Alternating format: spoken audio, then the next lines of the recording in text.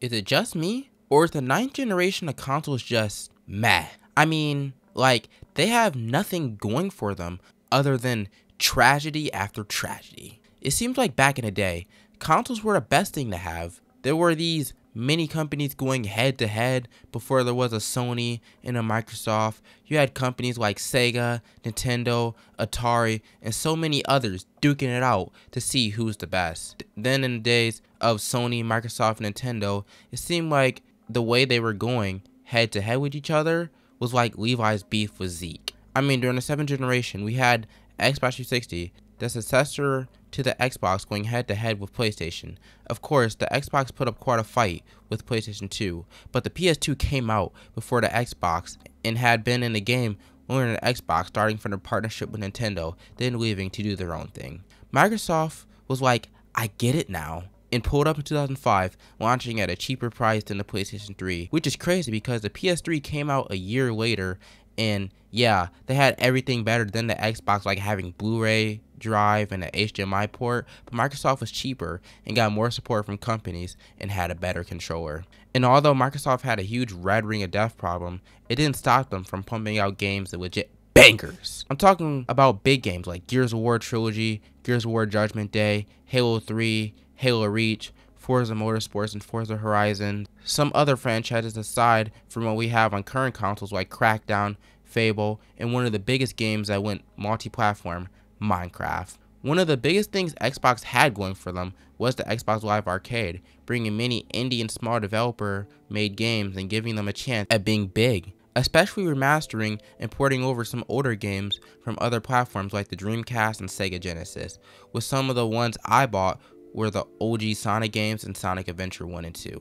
Microsoft was innovative to trying new things like Kinect, and although it failed and barely had any games, it was at least still something. On to PlayStation side with the 7th generation of consoles, they had many games too, with PlayStation being based in Japan by having that market, along with the Western market, we got many great exclusives aside from Uncharted, God of War, and Gran Turismo. We got many great games, for example, anime games like J-Star, which I heard wasn't that good, but it was at least something.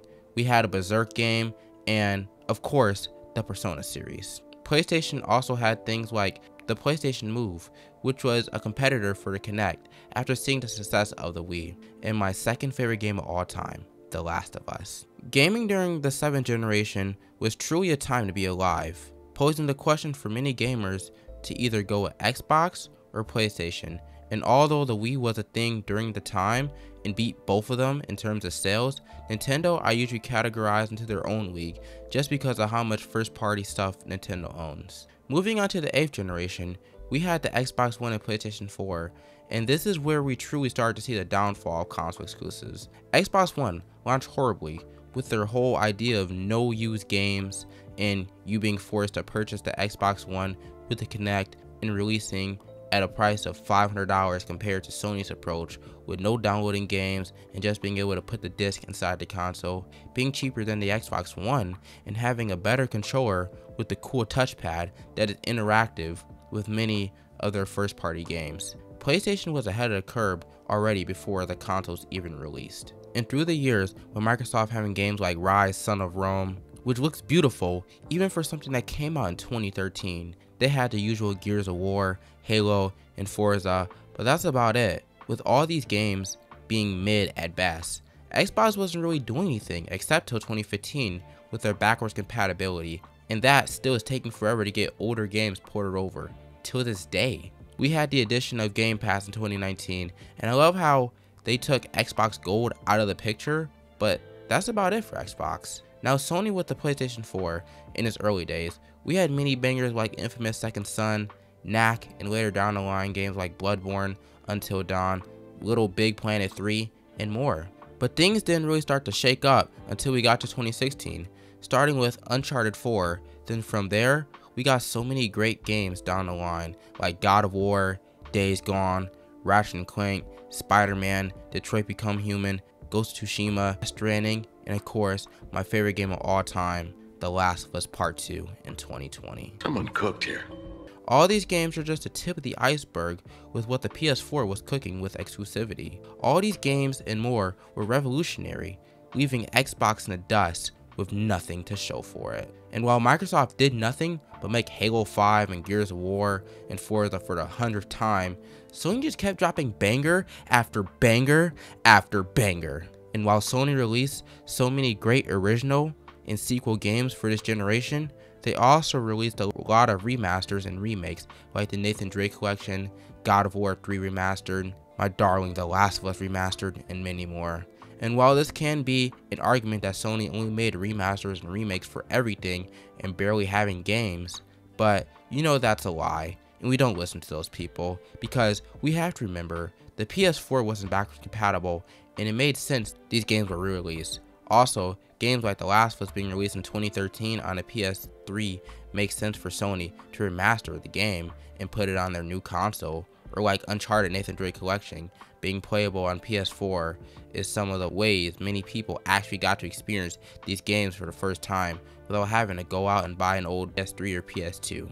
With the 8th generation of consoles coming to an end in 2020, we were introduced to the PS5 and Xbox Series X, and now, 4 years in, these consoles are just boring and bland. They're more of a living room piece or decoration to sit on our shelves. Many like myself made the switch to PC gaming around the 9th generation of consoles introduction, while only using our consoles to play exclusives. But when you look at Xbox, there's nothing. Xbox doesn't have anything that's not already on PC. All they do is push Game Pass, and there's literally nothing on Game Pass except some old third-party game I'm never going to play, or if I wanted to, I could just buy it for $3 on PC. Or crap, I could just pirate it because why not? Or I can just use Game Pass on PC. There's no reason to own an Xbox. God's sakes, they don't even come out with anything. The only exclusives they've had were Redfall, Starfield, and Hi-Fi Rush. And while Hi-Fi Rush was the only good thing, Microsoft shut down the studio. Also, I could get all this on PC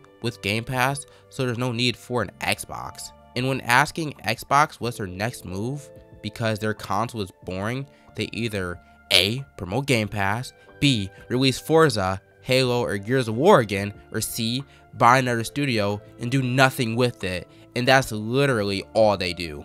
The only reason to own an Xbox is if you can't afford a PC, you're too scared to build one, or your friends play on Xbox. And my response to that is, everything is cross-platform except for super old games. Just buy PlayStation. It literally has everything Xbox has. Also, it has games. The PlayStation 5 has its flaws too, but is nothing compared to Xbox. PlayStation seems to only release remasters and remakes these days, example being The Last of Us Part 2 Remastered. This game is my baby, but I understand why they remastered it, because it came out literally in May of 2020, which is super close to the PS5 release date. But the game already looks super duper good, including on a standard PlayStation 4. And when the PS5 released, they came out with a 60 FPS patch and a 4K upscale patch. The game looked beautiful, but for them to make a remastered version to launch for $50, it's kind of insane.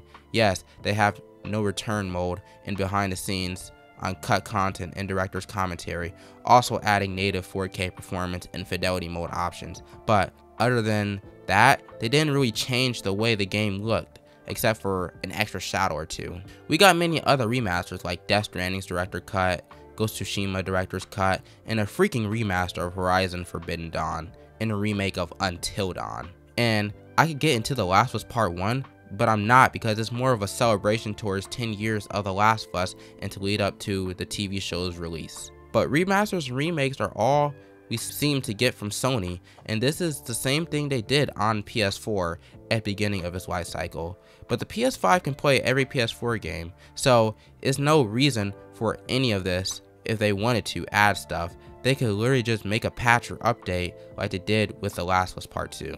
Now, as for original games, we have Spider-Man 2, God of War Ragnarok, Ratchet & Clank Rift Apart, Gran Turismo 7, Astrobot, Final Fantasy 16, Horizon Forbidden West, and Sackboy's A Big Adventure. Now, if you notice anything with this lineup, they're all sequels to games that already exist. There's nothing really original, and while that's not a bad thing, people complain that there's nothing new. And then, on top of all these things, is more remasters and remakes of old PlayStation games. It just seems that the ninth generation of gaming is very lackluster in terms of exclusivity, where it seems like at a time during the seventh generation, we had bangers after bangers dropping on each respective console. To now, where we have Xbox having nothing to show for itself, and Sony just remastering and remaking everything it can get its grubby little hands on. And in my opinion, where I count Sony remastering and remaking everything as doing something,